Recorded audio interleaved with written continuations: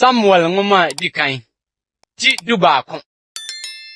Na Ammoni Nahas froba be kire Jabesh-gilead so nsraban. Na Jabes mmarima nyina ka kire Nahas se, ene yempam na yemsomo. na Ammoni Nahas no ka kire won se, ansa na me ne mo bepam no gise mitutu mo ani nifa nyina na me de maye ahohora amatu Israel nyina so. na Jabes mpanin no ka kire no se, Ma ye nanson na yensuma abofo nko Israel ahye nyina so.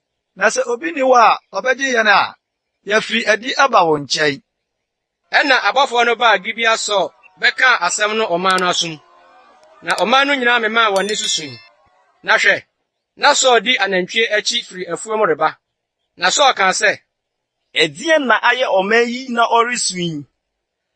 na wakan Jabesfo nsem no kire no. Na so te nsem yi no, Awurade honhom si ni so. Na ne bufu kase. Na ofa anantwie mpa ho twitwa won esese hihye abofo no nsa. Suma ma wakọ Israel asase nyinaa so kọka se, obiara wenfred ya medi Saul ni Samuel akire no. Sha wo be na na nchie nie. ena Awurade honhom tọ oman no so. Na wofiri ba se onipa baako. Na ọka won Besek. Na Israelfo na no si mpem ahasa. Na Yuda mmarima si mpem aduasa. Na ọka kire abofo a wọbaaye no se, sɛ monkoka nkyerɛ Jabesh-gilead fo no nie ɔkyena a owiamuri yɛ den no ubenya agye. na abofo no ba bɛka kire Jabesfo no. Wonani gye. Na Jabesfo no ka se, Ochina ye befiri adi aba mo nkyai. Na mo ye yense de eye mo ani so nyina. na de akye no.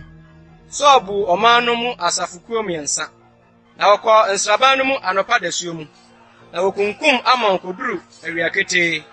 Na wana ekaaya no bɔ petee a anka wɔn mu baanum po wɔ faako.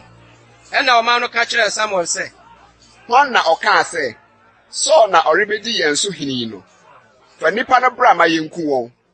na Saul ka sɛ, Wonkum obiara ne dai. Efiri sɛ ene Awurade aye enkwagide Israel mu. na Samuel ka kyerɛ ɔman no sɛ, Mommra ma yɛnkɔ Gilgal na yɛnkɔyɛ ahenie no foforo wɔ hɔ. na ɔman no nyinaa kɔɔ Gilgal. Na okosii Saul hene Awurade anim wɔ Gilgal. Na ɔbobɔɔ asomdwoe afɔde Awurade anim wɔ hɔ. Na Saul ne Israel mmarima nyinaa ani gye hɔ sɛ biribi.